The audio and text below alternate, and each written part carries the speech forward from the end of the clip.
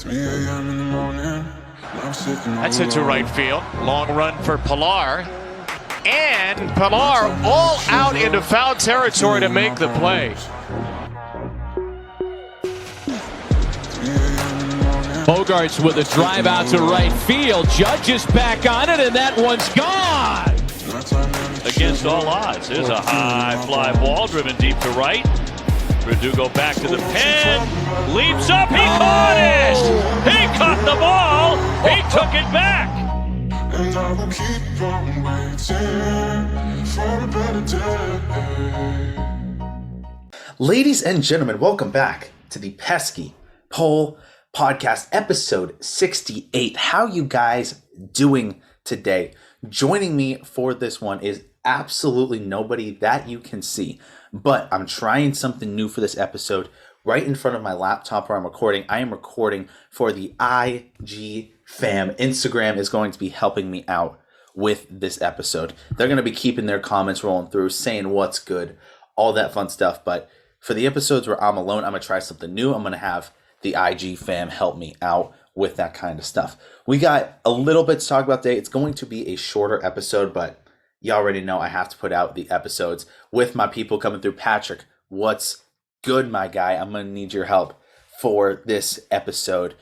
We're just going to hop right into it. YouTube, you guys, thank you for all you do for me. You get to see this beautiful face, as is every single week, twice a week. So make sure you hit that like and subscribe button so you can see every time that I go live. Spotify and iTunes gang, how you guys doing today? For the IG fam that's right here, if you guys listen on Spotify or iTunes, you guys are the real MVP. All right, y'all already know. Y'all are the real MVP. But for the people just joining the IG, I'm going to need your help for this episode. Currently in the middle of recording, we're going to go through our topics, and I'm going to need every single one of your guys' hot takes and opinions. If you got a random hot take that doesn't fit in with what I'm doing, don't be afraid to stick it in the comments. I will still answer it either now or later in the episode. But let's get into our first thing that I have to ask the Instagram fam. How are we feeling about these uniforms? Okay, the yellow and blues. Now, I'm going to get a lot of hate for this, and I know I am, but that's part of the job of putting myself out here talking about the Red Sox. You got to be... Ari just joined. Ari, my dude. Thank you, Patrick. Patrick says the uniforms are weird, and I know Ari loves those uniforms. Ari loves the yellow and blue. I'm not going to lie. I don't like it. Now, if you are watching this on YouTube after I record it, then you guys put that in the comments for me. Tell me what you guys think about these uniforms. But for the people on the Instagram Live, they are saying, I got one person agreeing with me saying they're weird. The uniforms are fire for what they stand for, and I like them. Now, here's the thing. I think the uniforms look fine. My one big problem with them is the color scheme. I just don't see the Red Sox rocking UCLA Bruins colors. You know what I mean? That's the one flaw that I have with these uniforms. If there was some sort of red in them, then maybe this would be something different. But I get where the uniforms are coming from, and I do like the idea of everything that's going on with the uniforms. It's just the color scheme for me. You know, some of those things, it's very, very critiqued, but I would much rather, if I had to purchase one jersey today, I would much, much rather purchase the regular jerseys than these, what are they called? The City Connect, I think they are. But whatever they are.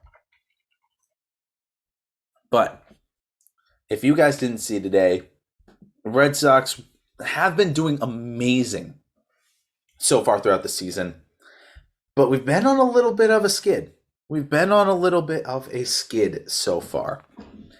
And right now, as I'm recording this at 8:02 p.m. on Sunday night, after the doubleheader that we lost both to the White Sox, it's not looking good. It's not looking good.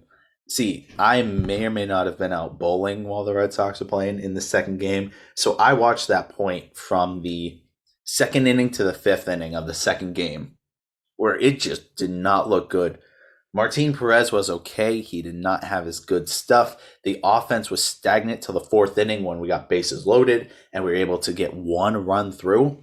But other than that, the team just looks stagnant today. And once again, this is a 162 game season. So it's going to go. It's going to go up. It's going to go down. And that's what I predicted to you guys. It is going to be an insanely, insanely streaky year for us. There are going to be points like this 9-game win streak where we're going to win 4, 5, 6, 7 in a row. We're going to go a full week without losing again. And we're going to be like, oh my God, this team is amazing. At its ceiling, this team is a high playoff contender. And then we're going to have points like we saw today where we're like, well, we had very, very little run production and I hate it. Those are going to be the little things that we need to look for and we need to be able to adjust to on the fly. Now, I get it. We're Sox fans. We love having that instantaneous, that instantaneous perfection, because that's what we've been used to, right? Every year besides maybe 12 and 2020 and 2015, I would say the only years that we really experienced us being bad from 04, 03 to now. So we expect perfection. We expect a lot coming out of what we put into Red Sox Nation. But at the same time, you got to remember this team is just like every other team. Unless your name is the Dodgers or the Yankees, you're not going to be able to run to the playoffs consistently every single year.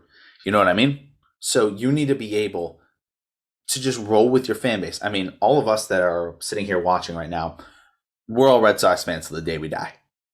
It's that simple. You know, people on the IG follow this because this is a Red Sox page. But it's one of those things where we got to be able to go with the flow. We got to be able to roll with it. We got to be able to run with it. And it's just going to be up and down for this season. Instagram, if you're there, let me know what you guys think about so far what you've seen. If I had to put it into one word, it would just be surprising. Because this team came out of the gate and we're like, oh God, we suck again. And we just weren't. We were not looking up to form in that first series. And then I went to a game and then everything turned around. Which says a little bit of something, you know. I'll take my credit where credit's due. You know.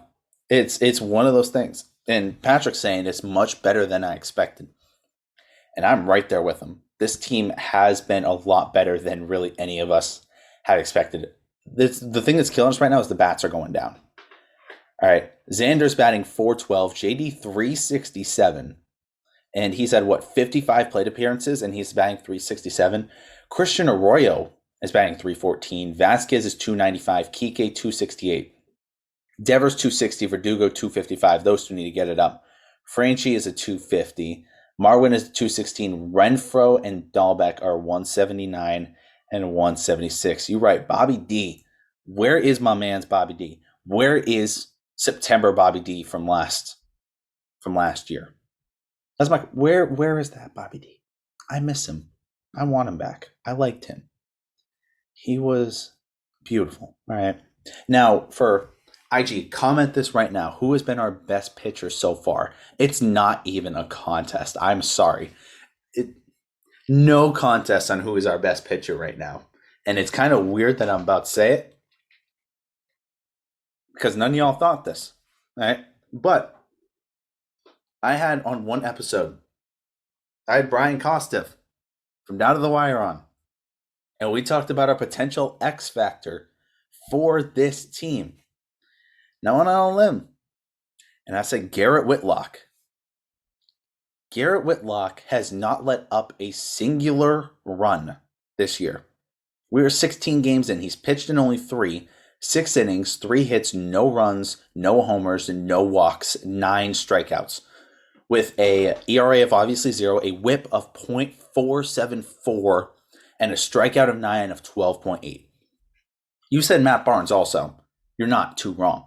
Matt Barnes, 7 games played, 1.1 ERA, 8 innings pitched, only 1 earned run allowed, 2 walks, 15 strikeouts, giving him a strikeout per 9 of 16.9. Going through the others real quick, Samura, even after having a bad game today, 1.42. Dawinzin with a 1.5. Andre Ace with a 1.86. Evaldi with a 2.08. Hauk with a 3.0. Phillips Valdez with a 3.6. Eduardo Rodriguez with a 3.6. Pavetta 3.68. Martin Perez a 4.50. And these are the 3 that are killing us right now. Garrett Richards with a 6, and he's on my fantasy team, so I'm going to really need him to get that up because that's not good. Adam Ottavino with a 7.71, which I think he's on Gone Bridges. I think he's on Gone Bridges fantasy team, and they're not too happy about that one. And then the boy who we all knew was going to be absolutely horrible, Josh Taylor. I don't think he wants to talk about it, but if we look at Josh Taylor, this is the second season in a row where it's been bad, and I think he's only been in the major leagues for 3 years. All right, Josh Taylor in 2019. If you remember with this Red Sox team in 2019, we were good. We were just out of the playoffs. He pitched in 52 games, had 47 innings pitched with a 3.04 ERA and a WHIP of 1.1. Those are good numbers. I'm taking that 9 times out of 9 from a relief pitcher in our Red Sox bullpen. But then last year in 2020, Josh Taylor, a 9.82 ERA, 7 innings pitched with a WHIP of 1.6. This year, so far, in 2021, with a 10.8 ERA, 6 games played, 5 innings pitched, 11 hits, 6 earned runs, with a WHIP of 2.8 and a strikeout per 9 of 7.2. It's not good. I've always said this. Josh Taylor needs to go. We don't need this many pitchers. We do not need 16 pitchers that have played, 15 technically. All right, Austin Bryce still's an 8.1 ERA. Yikes. So I don't think we need Austin Bryce. If they don't drop him, I'm not bad. But we need to start signing in a petition to get rid of Josh Taylor immediately. And if you're on the IG, sign that petition. All right, we need to get Josh Taylor out of here immediately. All right, we needed to ship him off with Josh Osich to the Cubs because that's where careers go to die. Just ask. Let's visit one of our old friends. If you guys have been around on the channel for a while, you already know whose name I'm looking up. One of our old friends that used to be on this team last year, Mr. Robert Stock. Let's see how he's doing this year for Chicago. I don't think he's played. I don't think he's played. Did they just not let him play this year? Yeah, he still hasn't played at all. And this is pathetic out of his spring training. He had a 13.5 ERA, 3 games played, 2.2 innings pitched, 4 earned runs, a WHIP of 3. Y'all remember Robert Stock? Y'all wish he was still on this team. Because I don't. Smart man, exactly. I just don't. Who's the manager of the Cubs now? I forget. But if you want to win baseball games, you do not put Robert Stock in a baseball game. It's that simple. And I know that sounds bad, and yes, it's supposed to be. So, yeah, like we said, they were swept in the doubleheader today. Let me actually see what other games they've had this week, because I didn't upload last week. So, because I didn't upload last week, we got to go over quite a few games. But let me tell you, in some of these games, I'm just going to go over some things that I saw, and IG people out there, let me know some other things you saw too. Rafael Devers is a grown man. All right, Rafael Devers comes through clutch when it is needed. So he's going to be there for us every single time, and it is a beautiful thing to watch Rafael Devers for this team. Patrick, we're gonna get to that later. I'm way ahead of you. Give me about 5 minutes, and we're gonna get to that. Rafael Devers is a grown man. Okay, the stuff he was able to do, and especially in that, I think it was, who was they facing against? Was it the Twins game? No, it was. What game was it? I think it was against the Orioles, where it was a tie game. It was either them or the Rays. We had a tie game going, and then, or we were up by 1, and Rafael Devers, boom, Big Daddy shot. That's stuff of grown men. And then against the Twins, Mawin Gonzalez puts the win in Mawin. Y'all already know.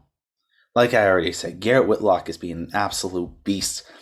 Please stick around if y'all like my content, because we definitely going to have him on come October, November, and we going to talk to him. And like I said, expect big things from the Pesky Pole podcast come the end of this offseason, because your boy already got his foot in the door.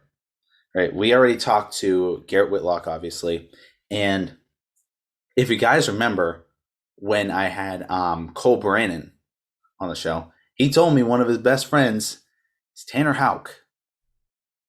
So maybe there's something there.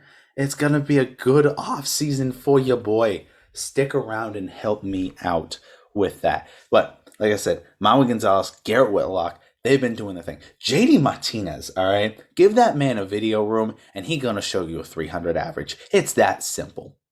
You give him a video room, he's going to give you a 300 batting average. Who did I say? Xander still hitting above 400? He's been going off. All right. Some of the problems. The reason we're 10-6. Bobby Dahlbeck has just not been that thing. All right. The question is, what's going on with Chavis? He was up for 1 game, and I think he got 1 at-bat. He was out. This article that I found that is from a website that I always trust with some of my sources, Bo Sox Injection, says Michael Chavis will be traded by the July 30th deadline. This is obviously a prediction piece. This is nothing confirmed, but let me IG fan, let me know. Are we going to trade Michael Chavis by the trade deadline? Is he going to be gone, or is he staying? In my opinion, I have gone over this. If you are going to keep him in AAA, you trade him.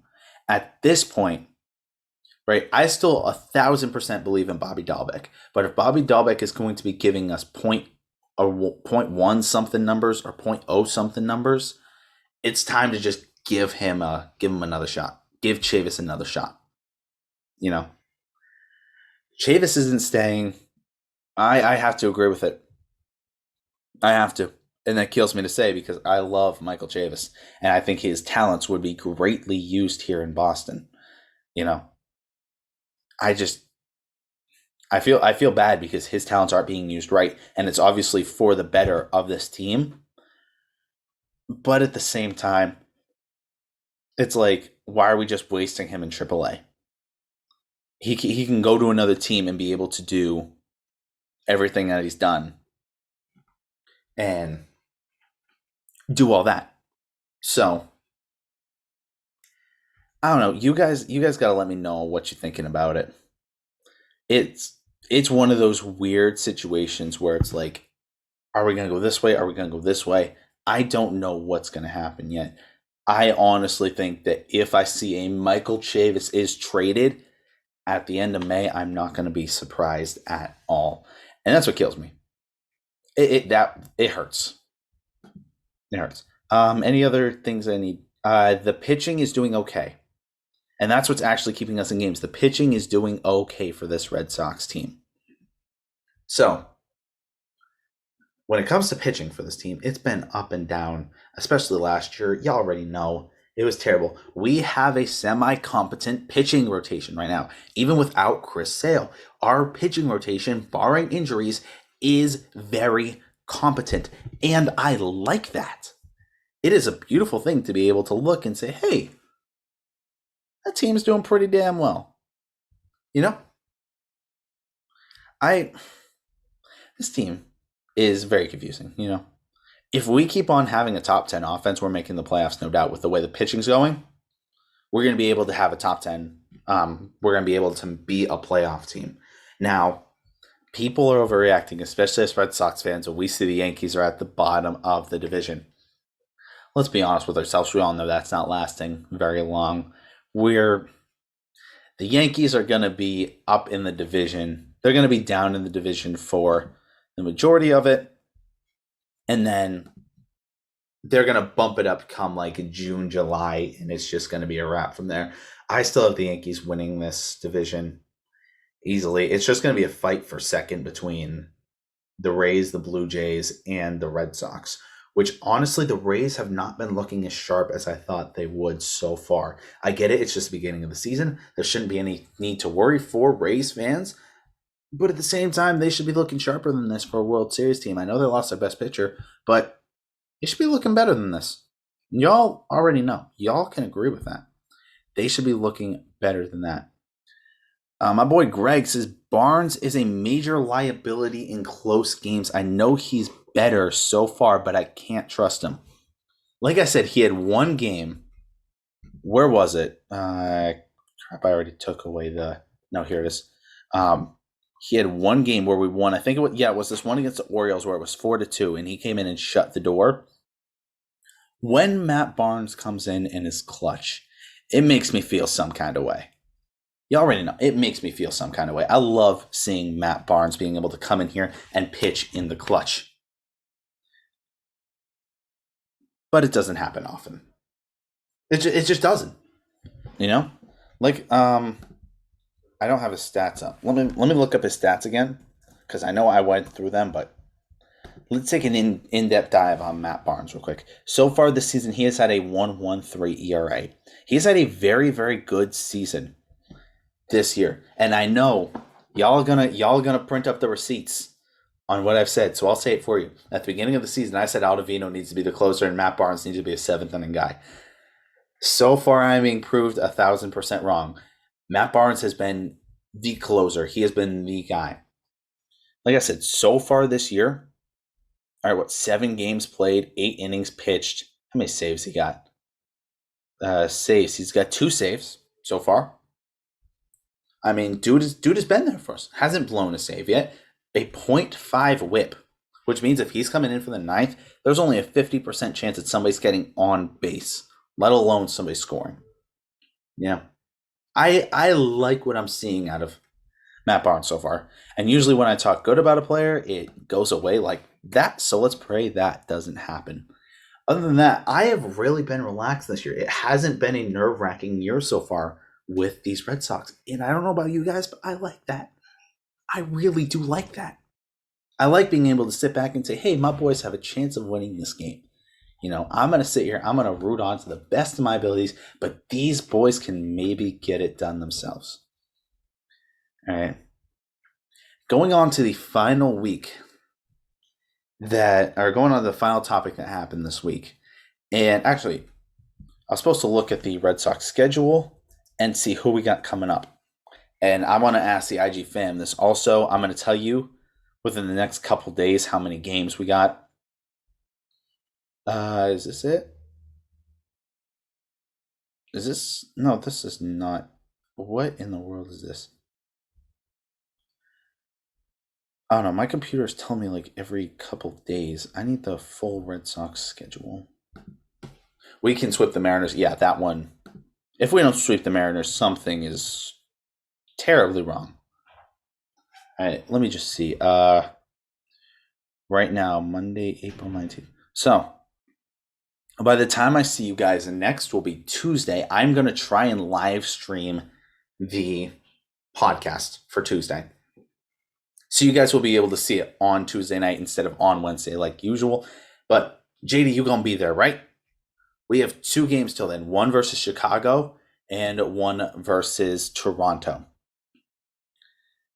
And I don't know, I think in all honesty we have a good chance at both of those games. All right, let me tell you guys this. All right, a game Thursday, April 29th at the Texans Stadium, or at the Ranger Stadium. That ticket, you could get a ticket there for $7. For the game on Wednesday against Toronto, the cheapest tickets are $102.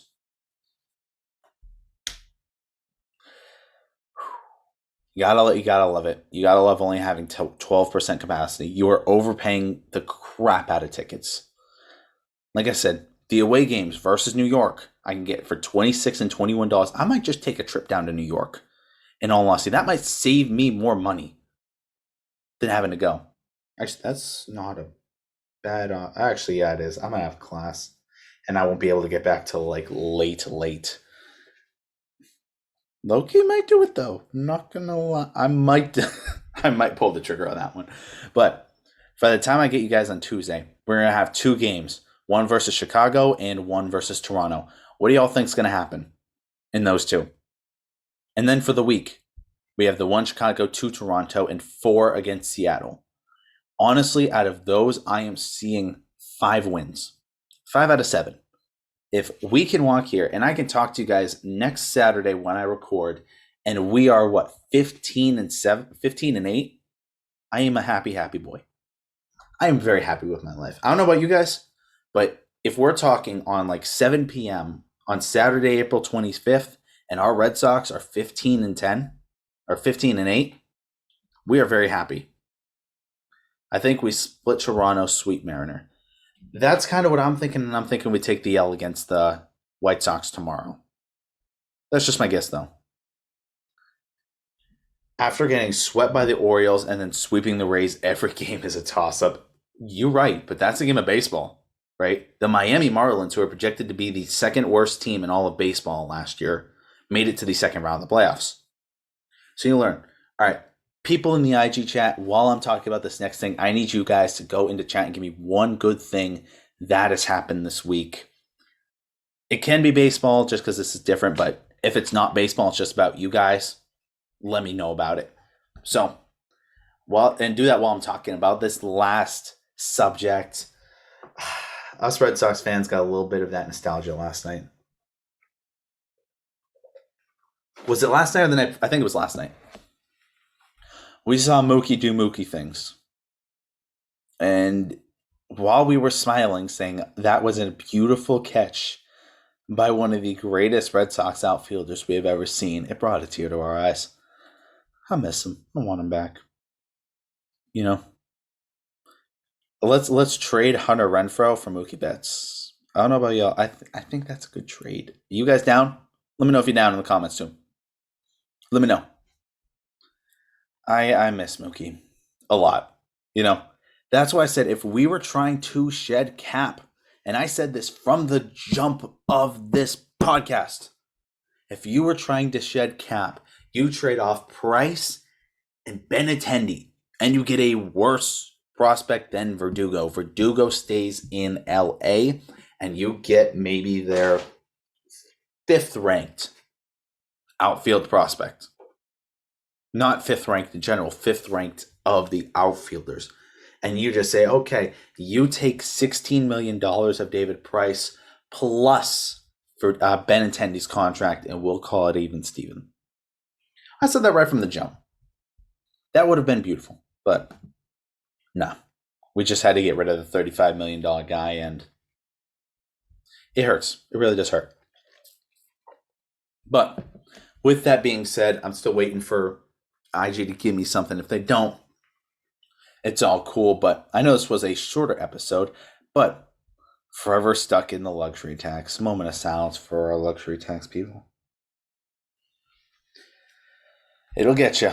It always gets us as Red Sox fans. But one good thing that happened to me this week, and really nothing like great happened to me this week, but it is Sunday. Y'all already know it's the Lord's Day, so keep him close on this Sunday if you are religious in any sort of way. Sundays for me are always a beautiful day because usually I'm not recording podcasts. I record Saturday night. Saturday night I was busy with final stuff. Then today I've been busy running around everywhere, but especially Sunday mornings are a time for me to just calm down, reflect, and just focus on something else outside of all the stresses that I have in a normal day. So that's why I love my Sunday mornings. Being able to go to church. You already see I'm still in my church clothes. It happens, but it's been a great day, and I couldn't have asked for a better ending getting to spend it with you guys. Y'all are the best. IG Live Nation and the people who are still listening to this podcast about 30 minutes in about. Not sure when this is going to go live, but we'll figure it out from there because I am recording very, very late, like I said, because I'm very much a procrastinator. Graduation's coming up in 3 weeks for me. So I'm going to be very, very focused on that. I might miss some more uploads, but after we hit May 9th, which you guys will see I'll have an episode pre-recorded. I might miss a couple of games. I might have to pre-record it Friday the 7th because my graduation is on the 8th, and then the 9th I will be driving all day. So it's a toss-up on when I'm going to be able to record that episode. But after the 9th, you should see episodes every Wednesday and Sunday. As always, I apologize. I needed to miss a couple episodes, but I am doing it for the memes because not a lot of podcasts get to say they're going to be able to do what I'm going to do on Tuesday. Y'all better stick around for what's going on Tuesday. Y'all already know. With that being said, thank you guys so much for listening to your favorite second favorite behind Section 10. Screw those Gone Bridge boys. Your second favorite Red Sox podcast out there. I truly do appreciate you guys. God bless you guys. Roll that outro music. We'll see you next time.